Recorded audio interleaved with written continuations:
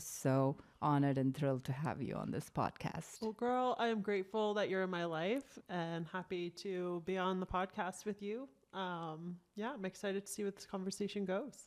Lovely. Well, I would love to start by having you introduce yourself a little bit. Tell us what your name is and what you do. And yeah, we can start there. Sure. My name is Venessa Dobson. I am co-founder at Pop Art Snacks. It's a delicious snack food company where we turn the ordinary into the extraordinary with popcorn. We've got really fun flavors, and we also use better for you oils on the product as well. It's sold nationwide with retailers like Whole Foods and Harmons. It's in Canada at Loblaws and Whole Foods there as well. And so we've been having a great time running and growing this business in Utah. How amazing. It is like a huge undertaking and something that has taken you years to get to how it has exploded and thrived and into a sustainable, delicious, yummy brand. So how has that journey been? When did you start the company?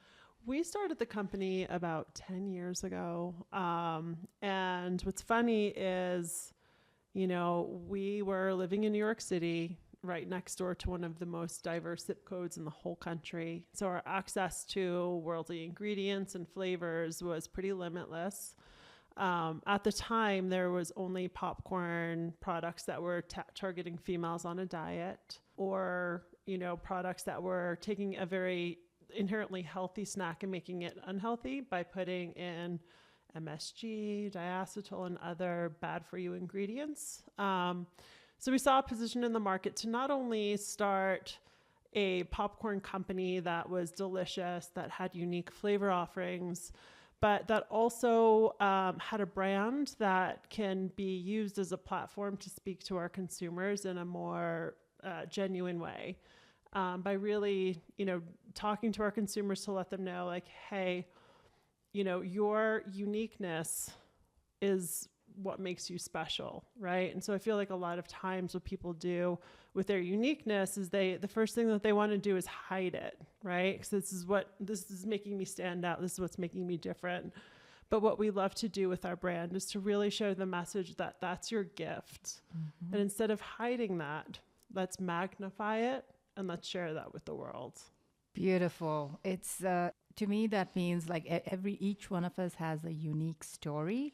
And when we embrace it and when we speak our truth and share our story, it's so empowering to us and others around us. So you do that through popcorn. How fun. I love it. Well, I feel like I've had several lifetimes and various careers. And so my first, how far back do I even go? I mean, my first job, I was babysitting. But then, let's go all the way back there. Yeah, I mean, I was a young, I was definitely driven early.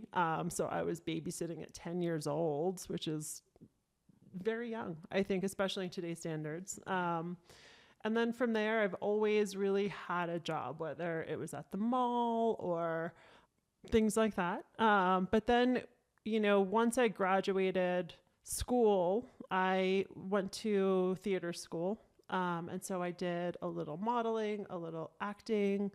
From there, I did event marketing. And I worked for an event marketing company in Los Angeles that their biggest client was Red Bull and Hennessy and Izzy sparkling juices. Mm-hmm. And so it was really our job to get those products in high level events like the Oscars, Grammys. Product placement.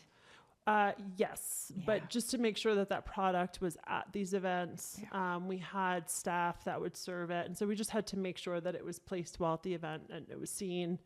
And then from there, I was an executive director of a nonprofit called Spirituality for Kids.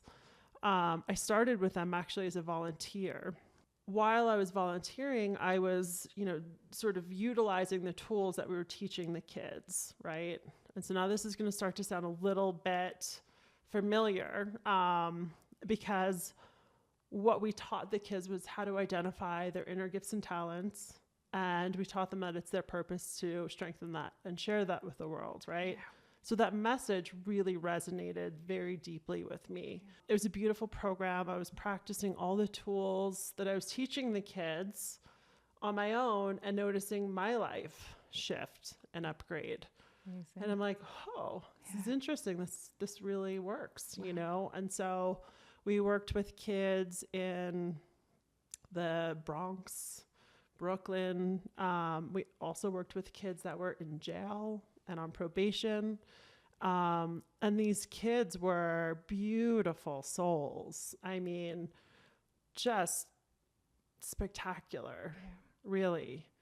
And what's so interesting is that, you know, I feel like there's so many people that they've never been sort of told that their life is really a series of the choices that they make every day. Yeah. You know, so many people fall victim to their circumstances and don't know the power that they have to shift what their life looks like. And so to be able to share some of that with these kids, especially the kids that were in jail, it was like just watching their lights go on was magical. I love that. Thank you. Thank you so much for sharing. And that's exactly what my goal is, to have soulpreneurs like you who operate business from a passion, a purpose, and self-awareness perspective, and just make a huge impact in the world and better their own lives, the families, the communities, and the world at large. And so there's so much joy and fulfillment in doing business that way rather than the traditional way of just an entrepreneurial model. So I identified you as a soulpreneur way back when we first met. And so thank you for sharing that soulful story and how you started. And when you look back, all the dots connect. And so I am sure even as you were a young kid, maybe even younger than 10 years, you know, this seed of entrepreneurship and this seed of creativity. And then along the way, as you worked with the nonprofit and the creative agency, all of these things kind of culminated into your business. And that brings you joy. And what gets you up in the morning? What lights up your... So in terms of what gets me up in the morning, magic. I feel like there's so much that's unseen. We have so much potential above and beyond what we have the capability of even understanding.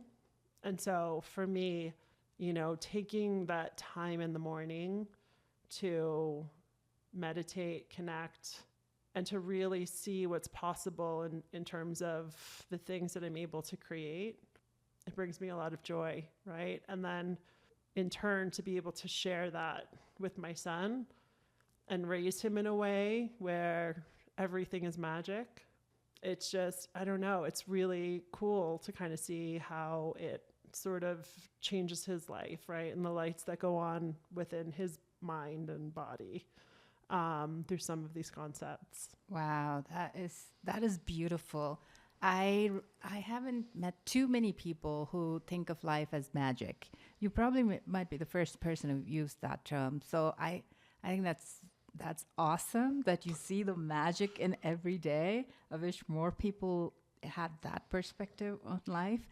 And I think that belief, when you can see something, when you can visualize it, when you can believe it, when you can feel it, and I think you can actually make it happen. And that's kind of, you know, manifesting. So you manifest every day to be the most magical one you can. I try. Yeah. Right. Yeah. I feel like there's always so many layers, you know, and those layers start at childhood, right? It's like the I'm not worthy, the I can't, or, you know, no one's going to like me, or, you know, I'll be left alone, or like the fears that people have are endless, you know, but if, you know, we take that time in the morning and really feel into where's my block, what am I afraid of, and try to understand why that's there and then release it. You know, I think we just get closer and closer to living a more fulfilled life, right? One of our choosing versus one that's chosen through the lens of our fear. I love that. It's living in life intentionally and being aware of all the childhood conditioning and recognizing the habits and the patterns that do serve us and the ones that are holding us back, and to know that we have the power to change the course of our lives. And I am similar to that every day I am so aware of myself and everything around me that it becomes an opportunity to learn more about ourselves and to enjoy life and the beautiful experience that life is. And because I truly believe that life is, we're meant to be joyful, at peace, at ease right now. And so many of us miss that, and we're constantly in that fear, the fight or flight, survival mode. And it's been great to step outside of survival into thriving and to accept the chaos that life is around you, because we can't control the circumstances and the people around us. But just to expect that it's going to be a ride, but then at least we can control or manage the way we feel, and show up in this world. For sure. For sure. And you're reminding me of one of our first conversations too, right? So, and even just a little background, I think, for the audience, Lavanya and I met at dinner with the mayor of Salt Lake, and we instantly connected, right? And we spoke after that, and I just knew, I'm like, we're going to know each other for a long time. I just know that. And so I think since then we've been really great friends and have had such meaningful conversations together. Yeah. And so back to one of our first conversations, it was very much a Buddhist concept, right? Of not getting sort of dragged along by the pleasure and the pain, right? Just to kind of see it as all it is what it is, right? And you don't have to assign a negative emotion to that, right? If you could just take that step back and just sort of watch the performance sometimes. What does success mean to you? That changes all the time. I don't know if I've had an absolute answer for that that's stuck with me, right? Because on the one hand, when I'm in more of when my ego's too loud in life, which happens, there'll be phases of that. It's very much related to how much money, how much recognition, how much, of that. And then, life has ways of breaking the ego down, right? And in those very real moments, it's more about the love, the connection, and how do I add increase to other people's lives? How do I lift them? In a way that's meaningful. So I think there's lots of oscillation that that I constantly work on, So the meaning of success changes from time to time. Sometimes it's personal fulfillment. Sometimes it's material success. And I like that honesty. And I think when material success is aligned with the inner fulfillment, that's complete success for me. And I think it's possible to experience that on the daily and go out and create that material success. I think it's like this, what comes first, the inner fulfillment or the external success? Definitely. Yeah. I think it can be simultaneous and if everything is working together, right? If you are working your soul's mission, then I feel like you will be taken care of, Yeah, absolutely. And I think a lot of people, women starting or growing a business, I think it can be challenging because there's so many barriers, or there's so many things we have to overcome in order to build a sustainable, successful brand. But I think if we take care of our inner fulfillment alongside, and so align our outer goals with our inner values, the journey becomes more enjoyable and that much more easier. Yeah, and I think, what are some of the challenges you might have faced along building a successful company? Oh, well, the challenges are endless. And what's interesting too is I feel like there's different personality types. So I am definitely a person who's not at all afraid to take risks, to make mistakes, I kind of wish the mistakes didn't always happen, but I am definitely not afraid to get out there and like give it my all and see what works, what doesn't, I think, throughout the lifespan of our business, there's been a lot of challenges, in raising adequate funding for the business to grow. The industry that we're in is, it's not just that it's competitive, but it's also the players in the game are extraordinarily difficult to work with. And so, we're always having to watch our backs as far as, invoices being paid. If not, why not? Mm-hmm. And do you still owe us more money? And so there's, I think those parts of the business really drag me down a bit. And it's those, I feel like those challenges are sort of ongoing. Yeah. Yeah. So from a technical aspect of running a business, is it that the financial aspect is kind of something that you find a little bit challenging more than the creative side of the business? Is that right? Yeah. And I mean, as you know, right, like all entrepreneurs, I think what entrepreneurs are all genuinely like great at is they're visionaries. They see a great idea, they execute on it. And a lot of times, and especially starting a smaller business, there's all the aspects of running it, from operations to finance to marketing and sales. There's definitely things that you're better at than others, So when I look at where my gifts and talents lie, it for sure lies more in the creative aspect, front of house, if you will. You're a restaurant owner, right? So I'm more front of house. I'm more creative. I'm more, talkative, like for sales, new product development, that sort of thing is definitely a strength that, I think I have.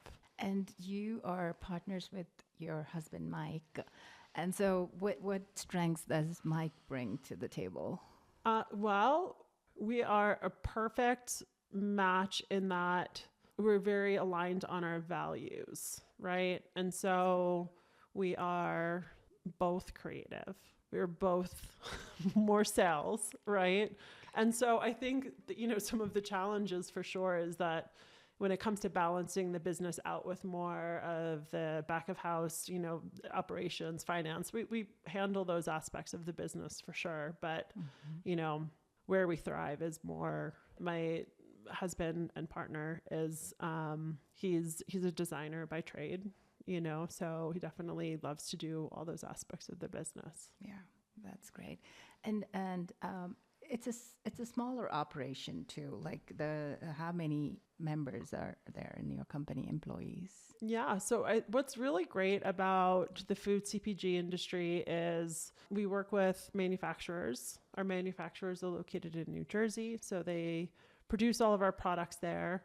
We've got a third-party warehouse in Illinois, and they house all of our products there. And then we work with nationwide distributors that will pick up our products at the warehouse and deliver it both in the US and in Canada. And we've got brokers that are our feet on the ground sales help. We've got bookkeeping, sort of outsourced. Mm-hmm. Yeah. So we're able to make a big impact. Yeah. I like that model of having more outsourced talent and distributors, doing the work rather than having to manage full-time employees and such. So have you had any mentors in this field? Because it seems a bit daunting for anybody wanting to do, a consumer product in the market to start one and to grow one. Who has been your mentor in this field, or if you've had any? I've had a lot of really great mentors throughout the lifespan of our business. Jared Smith, he was co-founder of RX Bar.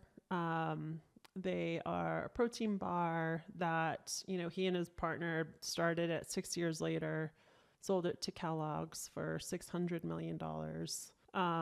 So they did extraordinarily well. John Alpert, he's CFO for some of the largest food CPG companies like Baby Organics, and Veggie Straws. John Maggio, he started Boulder Canyon Potato Chips, and he was also the first board member for Justin's Nut Butters. They sold to Hormel. So we've definitely have had lots of really great mentors for sure. How did you approach these mentors? Were they in your network already, or was it intentional in reaching out to them and asking for support and help? It was, people that know people, so it was definitely within our network. That's great.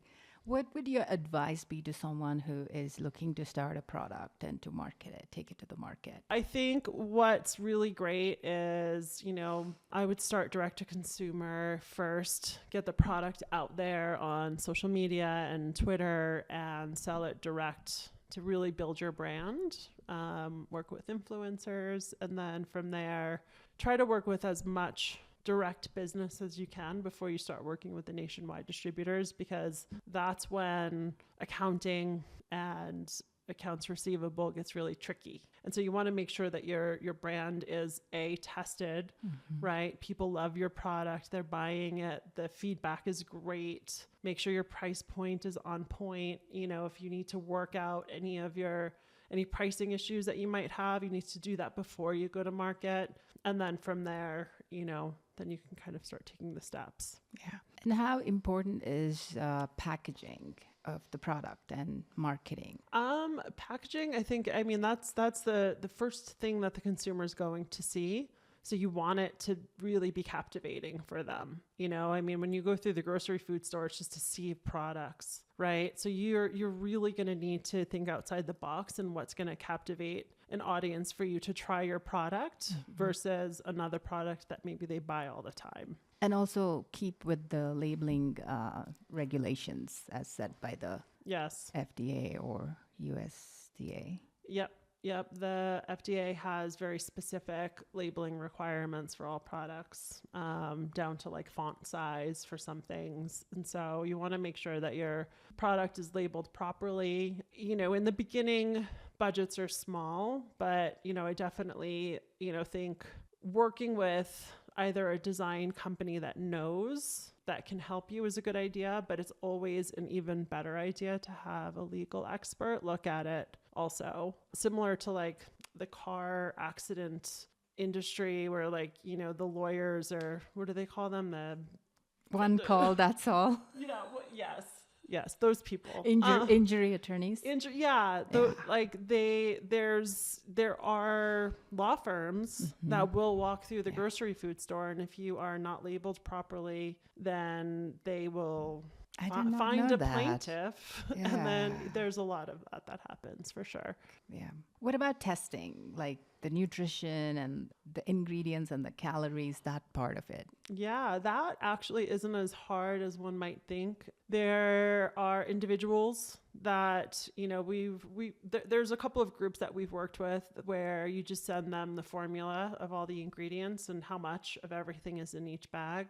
And they will just put that into a computer system and out comes your nutritional facts label. How have you utilized social media and the influencer marketing just to keep up and evolve with the times and marketing? Yeah, there's, it's interesting. There's a lot of that industry in particular is growing so quickly. I think at first it was easier to reach out to an influencer and send product and they would post it. But now those influencers now have agents and there's more fees and, more things. What different flavors do you have at the Pop Arts popcorn currently? So we've got a Hawaiian sea salt, rosemary truffle. We have a sweet and salty with sparkles, a honey kettle corn, dill pickle vegan ranch. Oh, so lots of fun flavors. Mouth-watering, yes. And did you come up with all the names and the combinations? For the most part, my partner and I. Yeah. Do you do like testing before you launch? I'm sure you do a lot of testing. We do. Yeah. That's fun. That sounds like a lot of fun. So also with like a food product, there's also this thing about the expiry dates too. So it's very time sensitive. So you want to make sure the product is of top quality on the shelves. And yes. How do you ensure that? Well, there's shelf life testing. And so you can send your product to an agency. They will, and you send them like 20 bags and they'll test it a couple times a month and they'll just kind of rate like the differences in flavor and texture.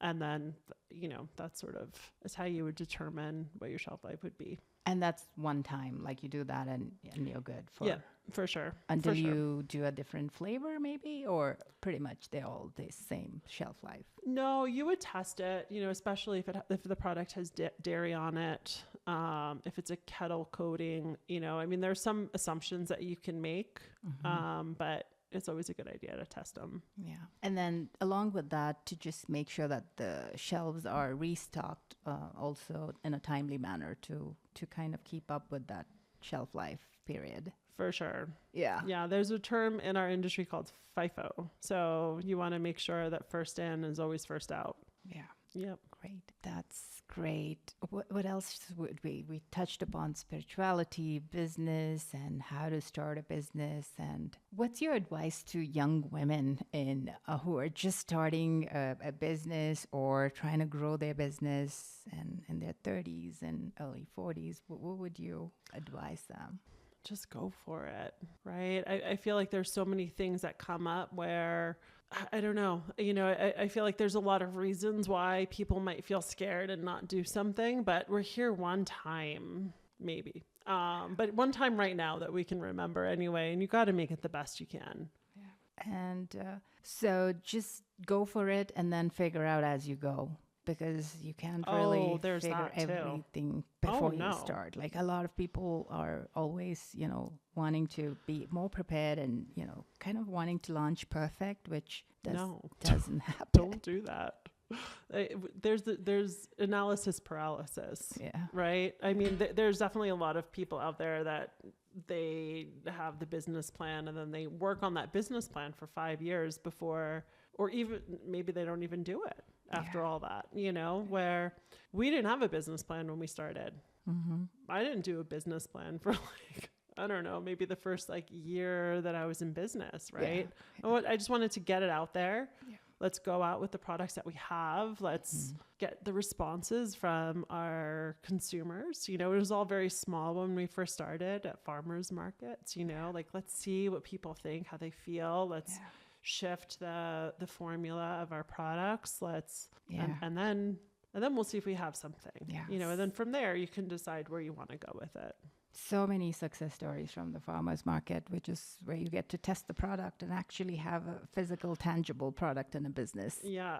And I mean, that jump from farmers market to, you know, selling nationwide with distributors is a big jump. And here's another funny story and just an example of how you just got to go for it. And you're not going to know, right? But you're going to figure it out. So when we first started working with our manufacturer there, they were and still are one of the largest snack food manufacturers in the whole country. So they manufacture products for Costco worldwide, for Trader Joe's, and for a lot of other very established, well-known snack food brands. We walked in there, very green.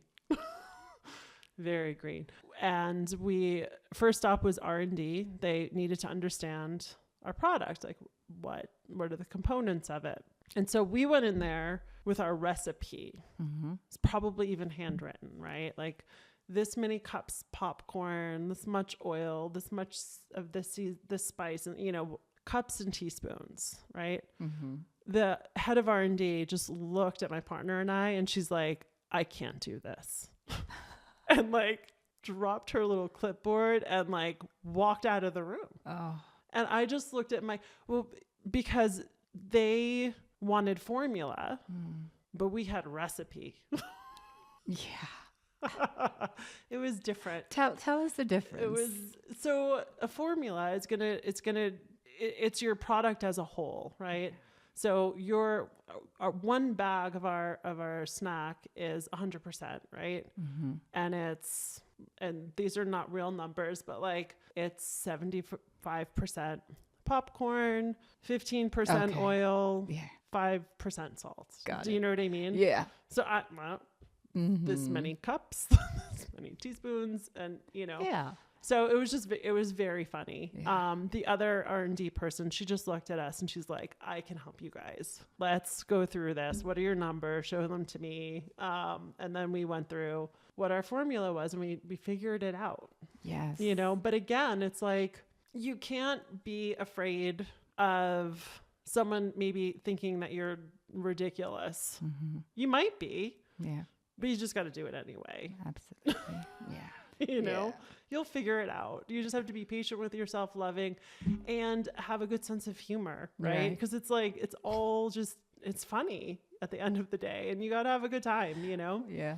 Yep, absolutely. Yes. Oh, wow. Thank you for sharing that story. Yes. Now, when we look back, we can actually chuckle and laugh at it. But I'm sure in the moment, it must have felt like really a hard time, because there's your whole baby that you've kind of nurtured for the last 9 months or 1 year. And then somebody is just like not even giving it any worth. Is painful, but then gotta get through that. It was really, actually, Was it funny? I saw in the moment that it was really funny. Okay, great. I did. Yeah, you have a great sense of humor. Yeah, yes. I mean, well, and what's even more funny is like the person who was our salesperson at the manufacturer didn't let anyone else know that we were coming in to do a test run, and they were already running another product. And so for them to stop what they're doing, clean the equipment, and put something else on new that they're just trying to like figure out what our formula is going to look like on that equipment, because then you're going to shift it from there too, right? They were like not happy. Sure, like, I can imagine. Yeah. At all. We're brand spanking new. Yeah. With teaspoons and cups, and they're having to shut their equipment down for like a run that they're doing for Costco to like, so I mean, there was just a lot of comedy in that. A lot of moving parts. And do you still use the same company for manufacturing? No, we've shifted since then. Yeah. Yep. Okay. Yeah. You've grown bigger, larger, right? Yeah. Come to a point where they couldn't handle your production. Well, like the quantities. No, not necessarily. They actually just kept getting bigger and bigger. So they, you know, the runs that they do now are same product for, you know, a month. And so they were running our products still, but they would put us on, you know, and this is still when we moved away from them a long time ago, but they started moving us to third shift because they were running 24 hours. So third shift was like 2 a.m. to like 9 a.m. or something. And so the people operating that equipment, they were like out to lunch. So the quality of our product was not what we needed it to be. Okay. So that's when we kind of shifted to a new manufacturer. What do you foresee for Pop Art Snacks? What's the future? Well, you know, I definitely see Pop Art moving and grooving and continuing to grow into a household name. Yes. Yeah. When are you starting an Indian flavor or a spicy flavor? We've had. You have? Yes. We What like was it our called? first, so we had a Thai coconut curry and a tandoori yogurt. Ooh, yum. I know. They were amazing, but you know, it's Like a special edition. They were special and they sold really well on the coasts, but then, you know, The rest of America. they were just falling short. Yeah. Yeah. I wish there was more penetration and infiltration of flavor, you know, all over the US. I can see that too, having had Indian restaurants. People love the traditional flavors, and more, there's more flavor acceptance on the East and the West Coast because of the diversity. And so I think, But thank you for trying, and thank you for bringing those flavors. We had a nori and sesame. We've definitely gone through the gamut of like really fun, worldly flavors. It's how we started, you know? And then you just, you know, some things work on a mass scale and some things don't, you know? And so... Can people request flavors? Do you have a way where they can put in like request for new flavors and such? You know, every once in a while we'll run like a marketing campaign on social media and sort of ask people what their ideas are, and then work on some of the ideas I think that make sense, you know, after we do some market research to see. It's amazing. Yeah. Well, thank you so much for sharing your time and your knowledge and wisdom with us and our listeners. It's been such a fun episode. I just want to thank you so much for having me. It's always fun to share not only, you know, sort of the nuts and bolts of how to operate a food CPG company, but also like the reasons behind why, you know, and, you know, the reasons why someone wants to make an impact or the message that they want to share, you know, sort of the what's between the lines kind of conversation. I'm excited for your podcast. I feel like there's a lot of great entrepreneurs out there with wonderful stories that are meant to be shared and heard. Thank you. Thank you for acknowledging that. And that's the goal of this podcast, is to feature all of our unique stories and how we got to creating these purposeful, impactful businesses. And where can people find you? Well, our products are me. So I Yes. You as the entrepreneur, as the mentor, as an inspiration, and then your products too. For sure. So I can be found if you go to popartsnacks.com. There is a button for contact us, and if you put a request in for me, that would be the easiest way if you don't have a pen handy. But other than that, Venessa at popartsnacks.com, and then our products are nationwide at Harmons and Whole Foods and other high-end retailers throughout the country like Central Market and Loblaws and Hy-Vee and Bristol Farms. So amazing. Thank you. Thank you so much. And until next time, see you. Bye-bye. Bye.